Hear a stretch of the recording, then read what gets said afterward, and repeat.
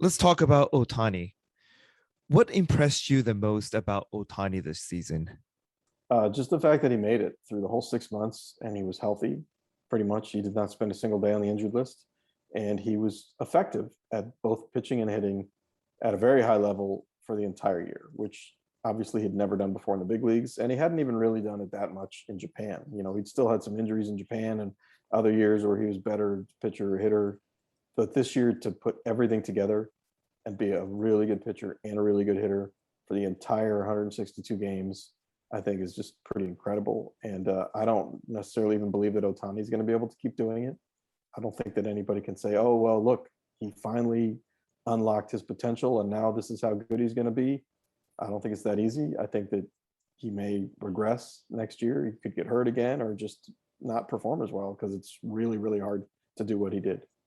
What's one number or stat that best describes this year's Ohtani? I was going to say his games played, and I don't even know what that was. I think it was 55, I think it was. 155? Okay.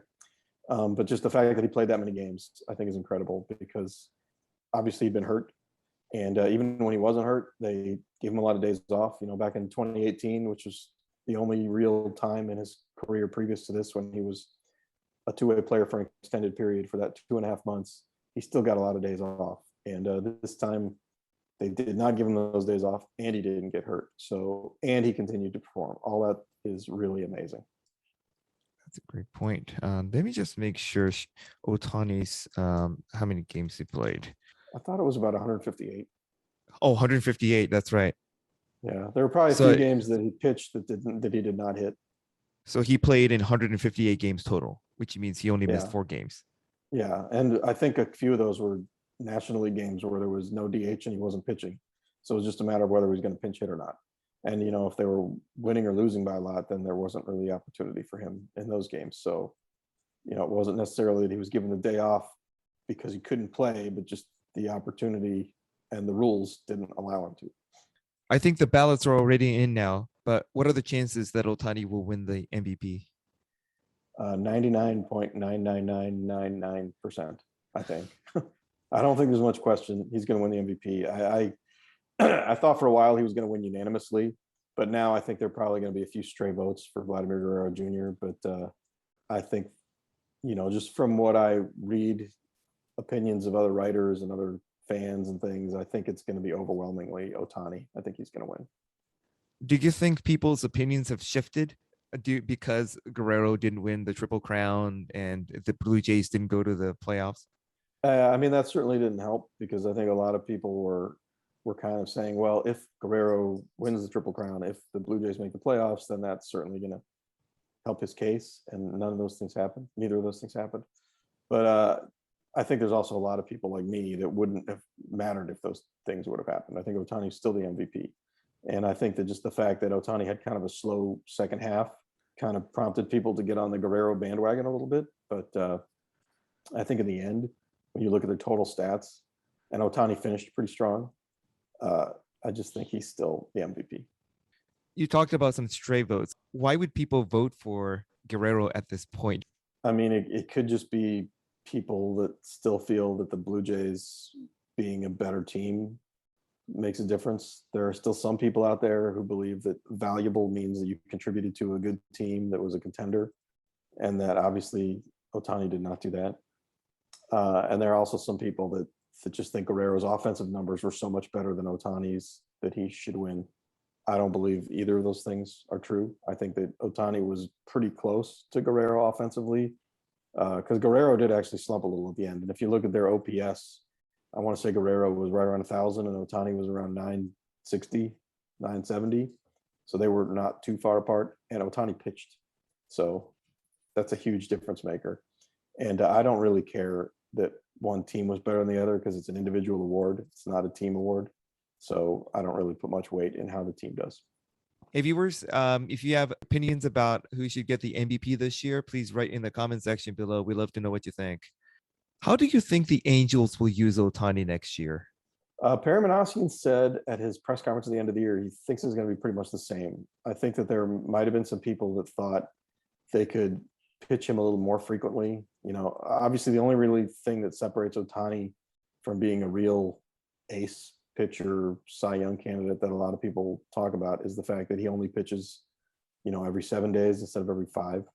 So there's people that would like to see maybe Ohtani pitch every 5th day, like a regular starter. But I mean, he's already really pushed himself to the maximum, I think, as far as what he can handle physically, just in terms of the workload. And if you're going to add a bunch of innings to him by doing that, I think that's just really too much to ask. And I think the Angels probably feel like they pretty much pushed it to the limit this year, and they're probably not going to really try to extend him anymore next year. What do you think the Angels lineup would look like on the 2022 opening day? I think the lineup is not going to look that much different. I think that they're going to really, most of their moves in the winter are going to have to be pitching related. Obviously, you're going to have Trout and Rendon back healthy. Besides that, it's going to be mostly the same guys. Max Stassi be the catcher, Walsh at first, Fletcher at second. Shortstop is a little bit of a question. It could just be Rengifo. It could be Fletcher moving over to shortstop and somebody else plays second. Third base is obviously going to be Rendon. And then the outfield is going to be some combination of Mike Trout, Justin Upton, Brandon Marsh, and Joe Adell. How about Justin Upton? Do you think he's going to start? It depends. I think that they're probably going to go into spring training with those 4 guys fighting. I mean, obviously, Mike Trout is not going to be fighting for anything. If he's healthy, he's going to play. But the other 3 guys for those 2 jobs, they're just going to play whoever 2 that are playing the best. And I think it's also possible that one of them is hurt. Guys do get hurt. So there's no problem in having 4 major league outfielders on a team. Could you come up with a lineup right now, like what it might look like on the opening day?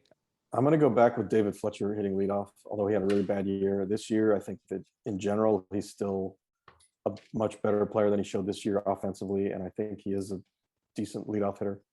Ohtani 2, DH, Trout, center field, Rendon, third base, Walsh, first base. Then I'm going to go with, say, Joe Adell, left field, Max Stassi at catcher, say Brandon Marsh in right field, hitting 8th. And then 9th will be shortstop. We'll say Luis Rengifo. It's going to be the shortstop. It's just my guess here in the beginning of October. Do you think they're going to try to get a shortstop, one of those big names? No, they're not going to get one of the big names because they can't afford that, I don't think, because they need to spend their big money on pitching.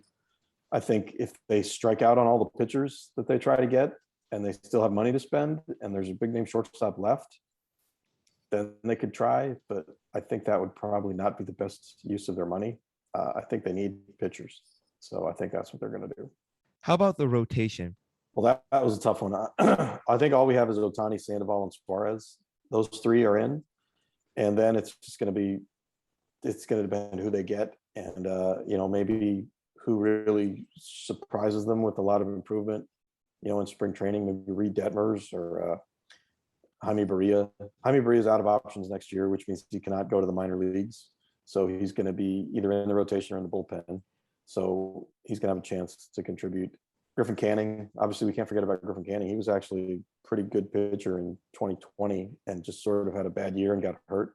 But I think that he's certainly still going to be a candidate. So all those guys are the candidates, and then it just depends who they fill around them from free agency or trades. Hey guys, thanks for watching the video. If you liked it, don't forget to click the like button and subscribe to our channel so you don't miss any future videos. You can also watch our past videos from the description below. Hope to see you again next time.